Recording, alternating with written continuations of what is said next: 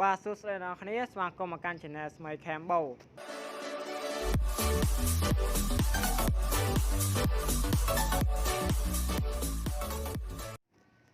បាទសូមសួស្តីពុកម៉ែបងប្អូនជាទីគោរពនិងជាទីមេត្រីវិលត្រឡប់មកជួបជាមួយនឹងខ្ញុំបាទ Smey Cambo ទៀតហើយ Channel ថ្ងៃនេះដែរខ្ញុំនាំមកនៅវីដេអូថ្មីមួយទៀតដើម្បីចែកជូនទៅកាន់ពុកម៉ែបងប្អូនតើតើនឹងរបៀបដូចជារបៀប remove history ក៏ដូចជា time watch នៅលើ channel របស់យើងហ្នឹងឲ្យបានត្រឹមត្រូវទាំងអស់បាទ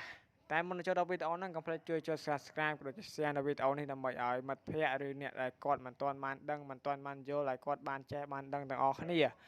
ហើយវីដេអូថ្ងៃនេះដែរគឺមានអ្នកខ្លះគាត់បានចេះបានដឹងរួចទៅហើយក៏សូមផាន់តីអភ័យទោសផងចំពោះអ្នកដែលគាត់បានដឹងហើយវីដេអូនេះគឺខ្ញុំបានធ្វើសម្រាប់តែពួកអ្នកដែលគាត់មិនទាន់ចេះហើយគាត់សំណូមពរឲ្យខ្ញុំធ្វើបាទអញ្ចឹងកុំឲ្យខាតពេលយើងចូលមកកាន់ដើម្បីលុបវាយើងចូលមកកាន់ YouTube បាទបន្ទាប់ពីចូលមកកាន់ YouTube បែបនេះហើយយើងចុចកន្លែងនេះបាទគេដាក់កន្លែងរូបមនុស្សក៏ដូចជា like អីនេះបាទខ្ញុំចុចកន្លែង My Channel ខ្ញុំមកបន្ទាប់មកយើង scroll វាចុះក្រោមបាទ scroll វាចុះក្រោមដើម្បីរកពាក្យថា setting បាទ setting បាទយើងចុចកន្លែង setting ហ្នឹងមកបន្ទាប់មកវានឹងចេញទាំងអីជាច្រើនបាទហើយខាងលើនេះគេដាក់ថា general នេះ auto play download គឺគេមាន content វាជាច្រើន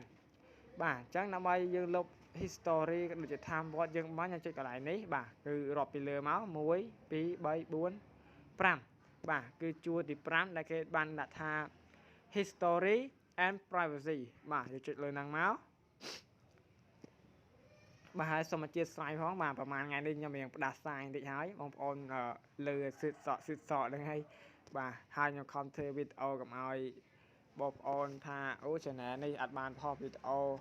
មួយយូរផុសម្ដងកុំឲ្យអ្នកនរគ្នាបាត់មុខខ្ញុំបាទ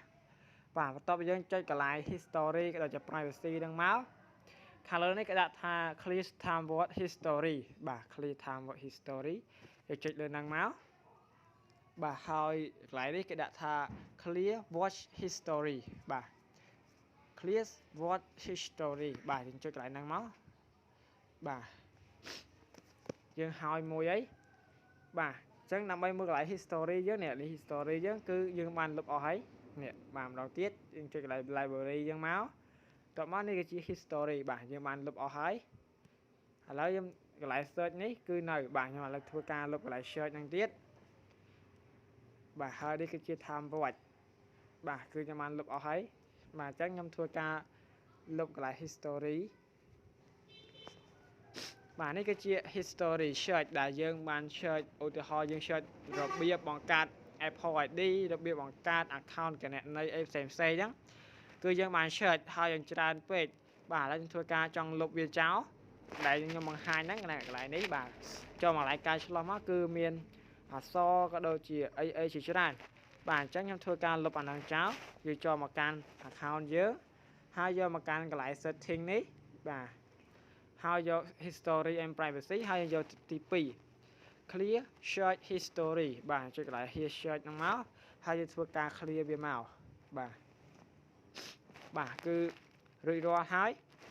ឥឡូវយើងទៅមើលតេស្តវាទាំងអស់គ្នាបាទម្ដងទៀតបាទគឺអស់ហើយបាទហើយវីដេអូថ្ងៃនេះដែរគឺមានតែប៉ុណ្្នឹងទេបាទសុខសប្បាយពុកម៉ែបងប្អូននឹងពេញចិត្តនៅវីដេអូហ្នឹងហើយកុំភ្លេច share នៅវីដេអូនេះដើម្បីឲ្យអ្នកមិនទាន់បានដឹងឲ្យគាត់បានចេះបានដឹងទាំងអស់គ្នាបាទសូមអរគុណជួបគ្នានៅវីដេអូក្រោយទៀតបាទបាយ